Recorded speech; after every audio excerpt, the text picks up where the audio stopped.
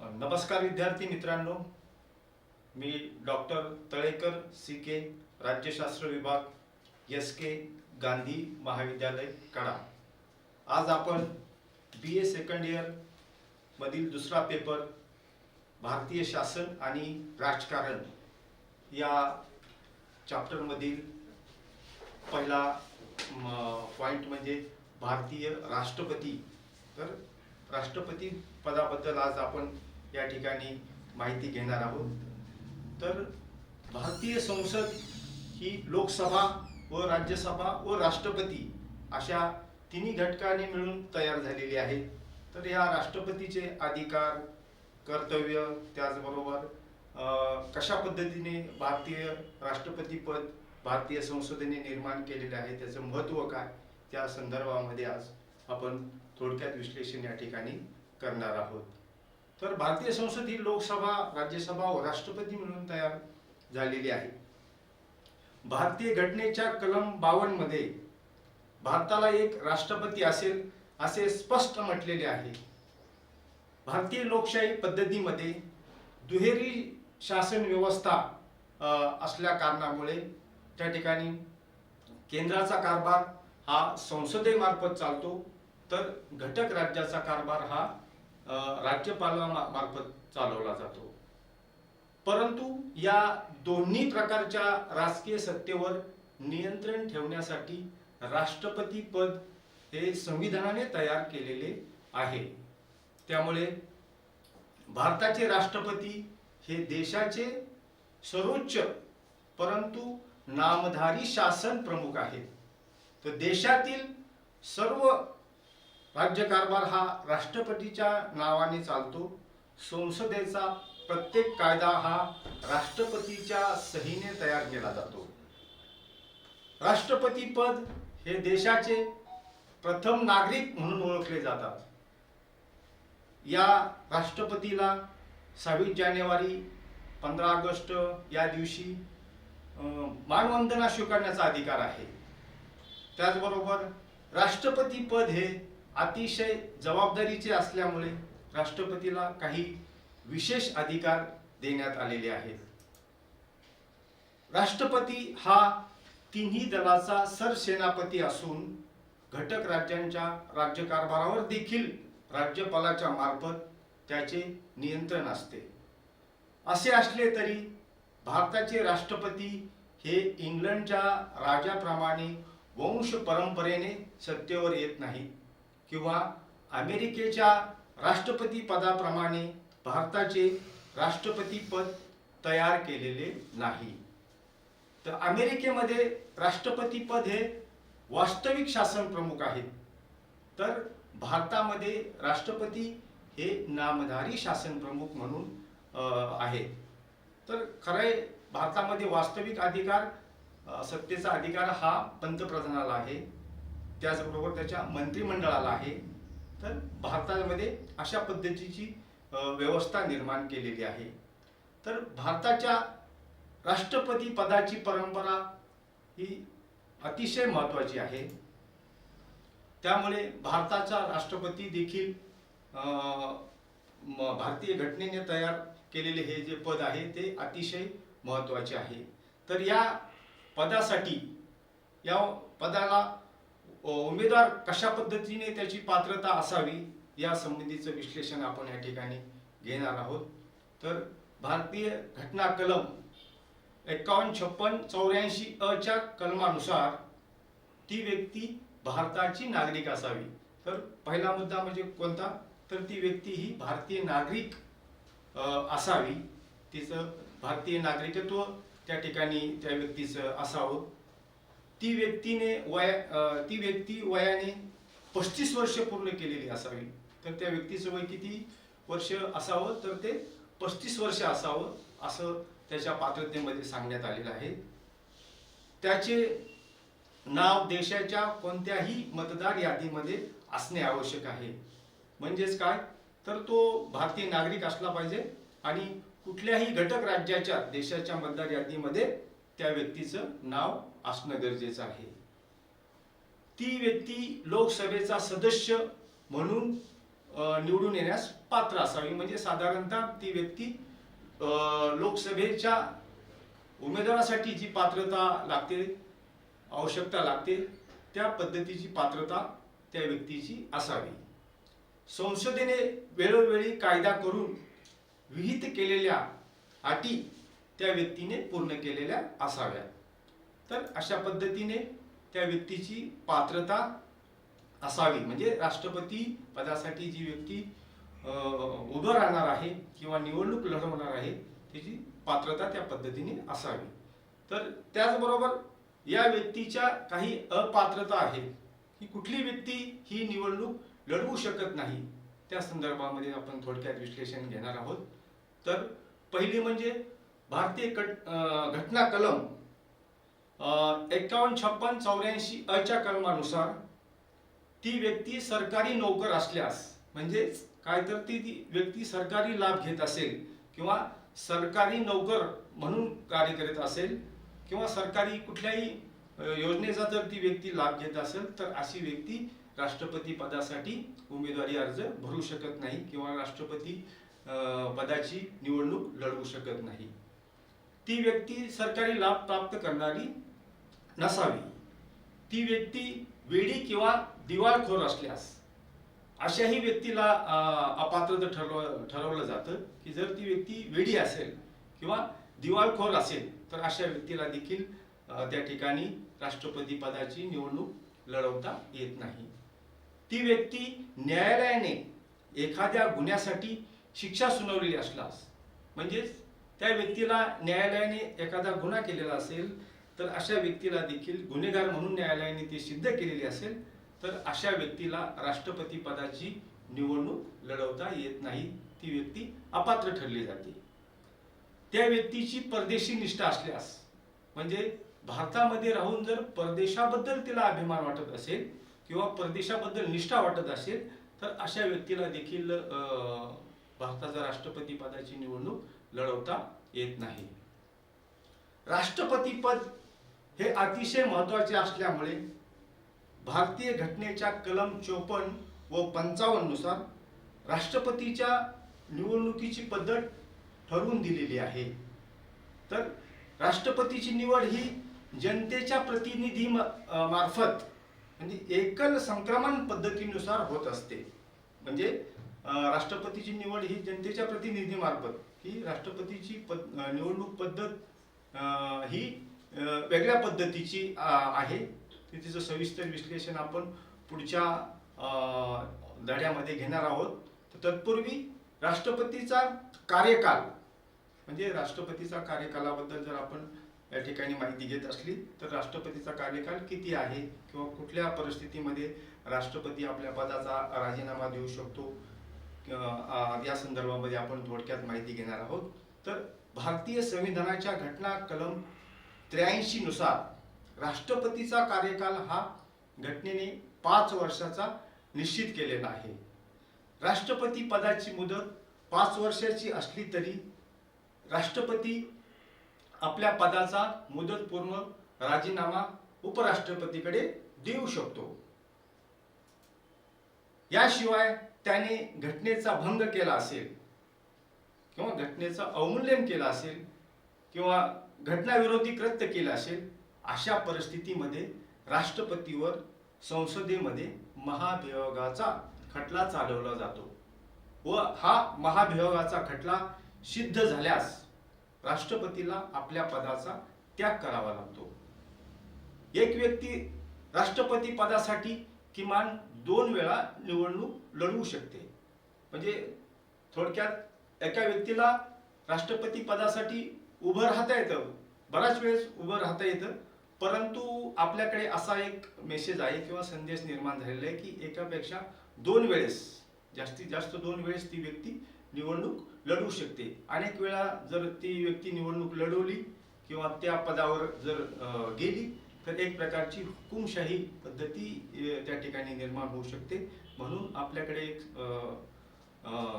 Message या ठिकाणी भारतीय घटनेमध्ये किंवा भारतामध्ये निर्माण झालेला आहे की किमान 2 वेळेसच्या पेक्षा जास्त ही निवडणूक लढवू नये. तर या पदासाठी काही वेतन व भत्ते किंवा सुविधा मिळालेल्या आहेत किंवा दिले गेलेले आहेत। तर साधारणतः राष्ट्रपतीला दरमहा 1,50,000 म्हणजे 1.5 लाख वेतन राष्ट्रपतीला मिळते। त्याचबरोबर त्याशिवाय त्याच्या पदाला साजेल व शोभेल अशा सर्व सुविधांनी युक्त राष्ट्रपती भवन, राष्ट्रपतीचे निवासस्थान त्याला मिळत असते किंवा प्राप्त होते। त्याचबरोबर कार्यकालीन कामासाठी देशी विदेशी प्रवास हा देखील मोफत असतो। देशी विदेशी जाण्याचा जर प्रवास करण्याची वेळ जर राष्ट्रपतीला आली तर तो सर्व प्रवास कसा मोफत त्या ठिकाणी त्या व्यक्तीला मिळतो। एकदा निश्चित झालेले वेतन कोणी कमी करू शकत नाही। जे काही वेतनासंदर्भाची निश्चित केलेले असेल वेतन, त्याच पद्धतीचं वेतन राष्ट्रपतीला मिळतं, त्याच्यामध्ये परत बदल करता येत नाही। आर्थिक आणीबाणी लागू केली तर तेव्हा मात्र त्याच्या वेतनात कपात होऊ शकते। ज्यावेळेस आर्थिक आणीबाणी देशामध्ये लागू झाली असेल तर अशा वेळी त्याच्या राष्ट्रपतीच्याही वेतनामध्ये कपात होऊ शकते। निवृत्ती वेतन प्राप्त करण्याचा अधिकार आहे। निवृत्तीनंतर राष्ट्रपतीला देखील थोडक्यात पेन्शन किंवा वेतन प्राप्त करण्याचा अधिकार आहे। राष्ट्रपतीचे कार्य आणि अधिकार या संदर्भात आपण थोडक्यात विश्लेषण घेणार आहोत। तर भारताचे राष्ट्रपती हे देशाचे सर्वोच्च परंतु नामधारी शासन प्रमुख असतात। भारतीय संविधानाने राष्ट्रपतीला काही विशेष अधिकार दिलेले आहेत।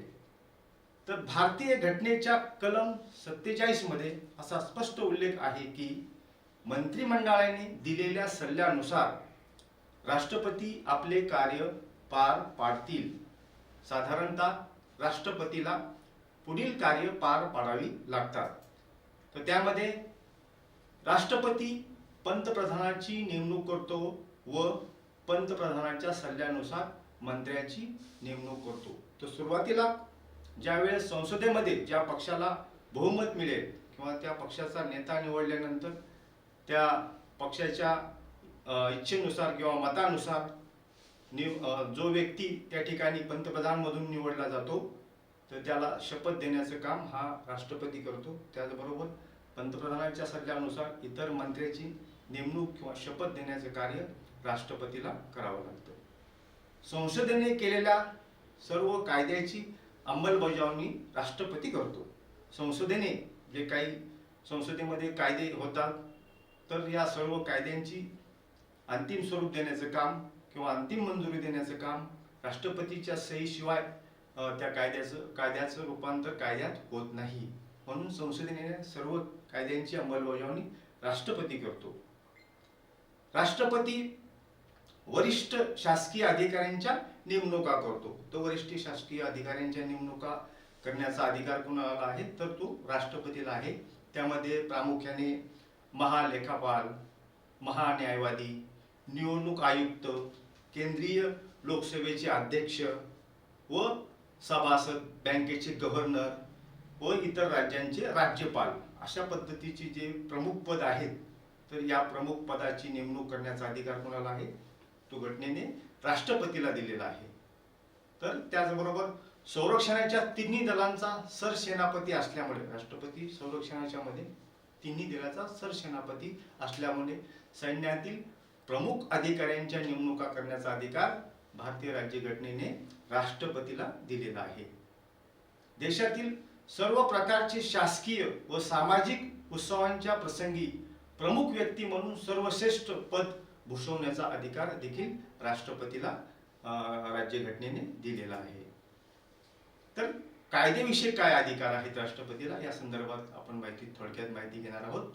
तर वर्षातून किमान 2 वेळा संसदेचे अधिवेशन बोलावणे म्हणजे संसदेचे अधिवेशन बोलवण्याचा अधिकार हा राष्ट्रपतीला आहे। किमान वर्षातून 2 वेळेस संसदेचे अधिवेशन बोलावून संसदेच्या कार्यावर देखरेख ठेवण्याचे काम राष्ट्रपती करत असतो।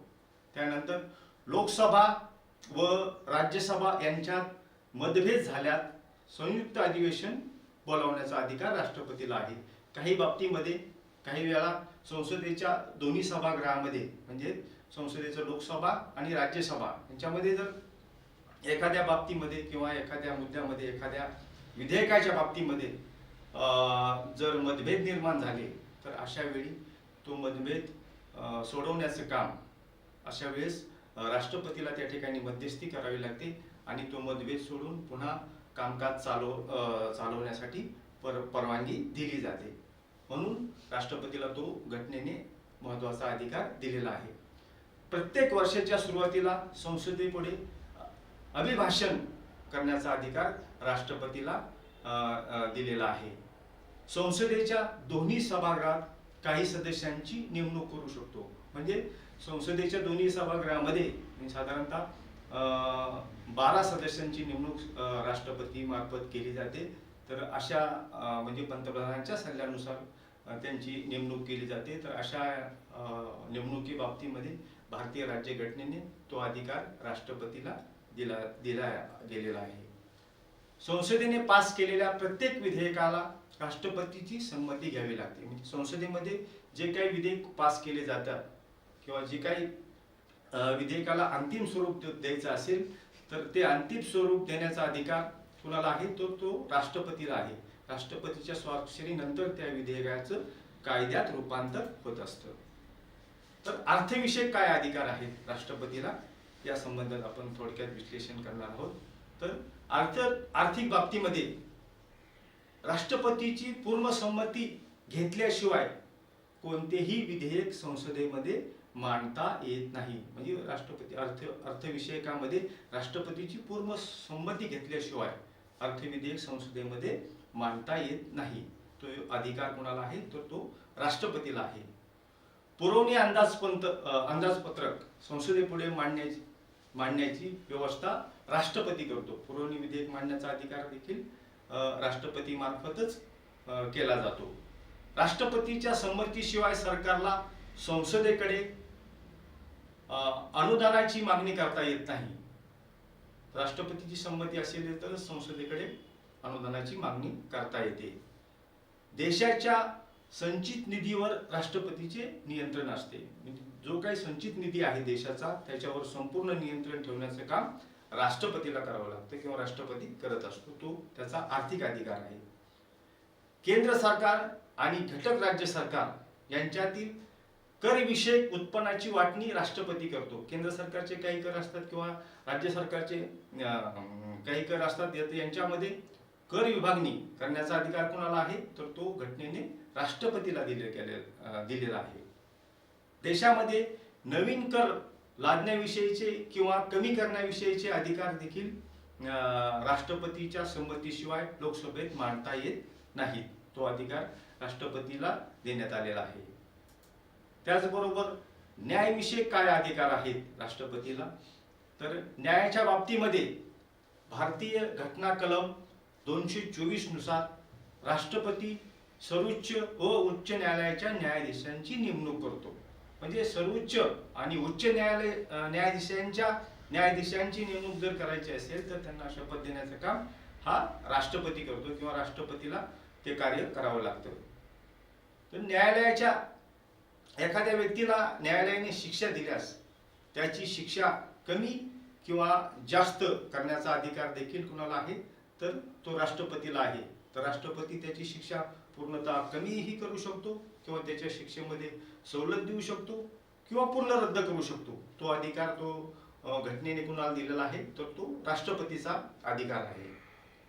राष्ट्रपतीला विशिष्ट घटनेच्या बाबतीमध्ये सर्वोच्च न्यायालयाकडून सल्ला विचारण्याचा अधिकार आहे. राष्ट्रपतीला एखाद्या बाबतीमध्ये सर्वोच्च न्यायालयाकडून सल्ला विचारण्याचा अधिकार तो देखील घटनात्मक अधिकार राष्ट्रपतीला देण्यात आलेला आहे. सर्वोच्च व उच्च न्यायालयाच्या न्यायाधीशावर महाभियोगाचा खटला सिद्ध झाल्यास त्याला पदच्युत करण्याचा अधिकार कुणाला आहे तर तो राष्ट्रपतीला आहे. तर आणीबाणी विषयक काय अधिकार आहेत तर आणीबाणी विषयक अधिकारामध्ये त्यामध्ये भारतीय घटनेच्या 18व्या भागात कलम 352-360 मध्ये आणीबाणी विषयक तरतुदी दिलेल्या आहेत. तर त्या आणीबाणी विषयक तरतुदीमध्ये राष्ट्रपतीला काय अधिकार आहेत तर घटना कलम 232 नुसार बाह्य आक्रमण किंवा युद्धाच्या परिस्थितीत राज्यांची सुरक्षितता धोक्यात आल्यास राष्ट्रपती आणीबाणी घोषित करतो. अशा परिस्थितीमध्ये आक्रमण किंवा युद्धजन्य परिस्थिती निर्माण झाली असेल, अंतर्गत बंडाळी निर्माण झाली असेल, तर अशा बाबतीमध्ये राष्ट्रपती त्या ठिकाणी त्या राज्यामध्ये आणीबाणी घोषित करू शकतो. त्यानंतर घटना कलम 256 नुसार एखाद्या घटक राज्यात राजकीय अस्थिरता निर्माण झाल्यास राष्ट्रपती तेथे आणीबाणी निर्माण करू शकतो. एखाद्या वेळेस एखाद्या घटक राज्यामध्ये कुठलंही सरकार स्थापन होण्यास अडचणी निर्माण होत असतात किंवा त्याला कुठल्याही सरकारला बहुमत नसतं, सिद्ध करता येत नाही, मग अशा घटक राज्यामध्ये देखील आणीबाणी घोषित करण्याचा अधिकार कुणाला आहे, तर तो राष्ट्रपतीला देण्यात आला आहे. राज्यपालामार्फत त्या ठिकाणी राष्ट्रपती आणीबाणी घोषित करतो. घटना कलम राष्ट्रपतीवर महाभियोगाचा खटला. एखाद्या वेळेस राष्ट्रपतीवर देखील महाभियोगाचा खटला कशा पद्धतीने चालवला जातो, खटला चालवण्याचं कारण या ठिकाणी आहे काय, तर राष्ट्रपतीने घटनेचा भंग केला असेल किंवा घटनाविरुद्ध एखादं कृत्य केलं असेल तर त्याला बडतर्फ करण्याचा अधिकार संसदेला देण्यात आलेला आहे. एखाद्या वेळेस राष्ट्रपतीने घटनाविरोधी एखादं कृत्य केलेलं असेल, घटनेच्या विरोधामध्ये एखादं कार्य केलेलं असेल, तर अशा परिस्थितीमध्ये राष्ट्रपतीवर देखील महाभियोगाचा खटला संसदेमध्ये चालवला किंवा चालवता येतो. राष्ट्रपतीवर महाभियोग प्रक्रिया हे 61व्या कलमात सांगितलेली आहे. तर घटनेच्या 61व्या कलमामध्ये महाभियोगाची सर्व प्रक्रिया त्या ठिकाणी सांगितलेली आहे. संसदेच्या कोणत्याही एका सभागृहात राष्ट्रपतीने घटना भंग केल्याचा ठराव प्रथम मांडला जातो. म्हणजे संसदेचे जे 2 सभागृह आहेत त्या 2 सभागृहापैकी कुठल्याही एका सभागृहामध्ये राष्ट्रपतीवर महाभियोगाचा खटल्याचा ठराव मांडता येतो. हा ठराव लोकस्वरूपाचा असावा लागतो व सभागृहातील किमान 1/4 म्हणजे 25% सभासदांनी त्याला संमती दिलेली असावी लागते. 25% म्हणजे 1/4 उपस्थित असलेल्या सभासदांनी सभागृहाच्या त्या ठिकाणी संमती दिली तर राष्ट्रपतीवर महाभियोगाचा खटला चालवता येतो. ठराव मांडण्यापूर्वी राष्ट्रपतीला आरोपासंबंधी 14 दिवस अगोदर सूचना राष्ट्रपतीला द्यावी लागते. तर महाभियोगाचा खटला चालवण्यासाठीच्या 14 दिवस अगोदर राष्ट्रपतीला त्या संबंधीची सूचना द्यावी लागते. या ठरावावर सभागृहात चर्चा होऊन सभागृहातील एकूण सदस्य संख्येच्या 2/3 बहुमताने तो ठराव मंजूर झाला पाहिजे. आरोप बहुमताने सिद्ध न झाल्यास तो ठराव तेथे रद्द देखील होतो. म्हणजे जर बहुमताने 2/3 बहुमताने जर तो ठराव महाभियोगाचा ठराव सिद्ध जर झाला तर तोच ठराव पुढे केला जातो किंवा त्या पद्धतीने मतदान 2/3 बहुमत जर त्या ठिकाणी सभागृहामध्ये मिळालं नाही तर तो ठराव नामंजूर देखील होत असतो. एका सभागृहाने आरोपपत्र ठेवल्यानंतर दुसऱ्या सभागृहात त्याची चौकशी होते. सभागृहातील चर्चेच्या वेळी स्वतःच्या किंवा आपल्या प्रतिनिधीमार्फत आपली बाजू राष्ट्रपती मांडू शकतो. तसा घटनेत राष्ट्रपतीला अधिकार आहे. म्हणजे एका सभागृहाने आरोपपत्र ठेवल्यानंतर दुसऱ्या सभागृहात त्याची चौकशी आहे, म्हणजे दोन्ही सभागृहामध्ये त्याची चौकशी होत असते. सभागृहातील चर्चेच्या वेळी स्वतः किंवा आपला प्रतिनिधी त्या ठिकाणी तो उपस्थित ठेवू शकतो. दुसऱ्या सभागृहाने एकूण सभासदांच्या 2/3 बहुमताने आरोप सिद्ध केल्यास त्या दिवसापासून राष्ट्रपती पदच्युत होतात. जरी दोन्ही सभागृहाने देखील 2/3 बहुमताने जर तो ठराव मंजूर केला तर राष्ट्रपती त्या ठिकाणी पदच्युत होतो, म्हणजे त्या पदावरून त्याला दूर व्हावे लागते. राष्ट्रपती पदाचे महत्व.